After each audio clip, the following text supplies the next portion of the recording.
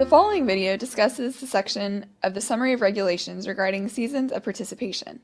In general, each student has 4 seasons of athletics in college, per sport. For example, 4 seasons for soccer, 4 seasons for basketball, 4 seasons for baseball, and so on. The idea of using a season in Division III is different than in Division I and Division II, where a season is measured by competition only.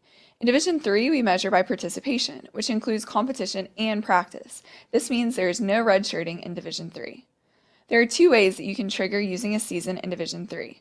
First, you'll use a season if you compete in any game, even if you only play for the first quarter or the last inning. Even 1 second of competition will count. There are a few notable exceptions here. You haven't used your season if you compete in a scrimmage or alumni game that takes place during the preseason. You can also get a break from the rule if your team plays on 1 day of competition during the off-season, what we call the non-traditional segment. The second way to use a season is if you practice at any point after your team's first regular season game.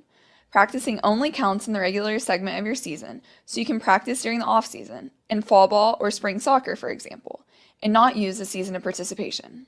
Once you've triggered using your season, if you have a season-ending injury, you might meet the criteria to get that season back for medical reasons. This is called a medical hardship waiver. Getting a medical hardship isn't typical, but it does happen from time to time. If you have any other questions as your season progresses, make sure to talk to your administrator.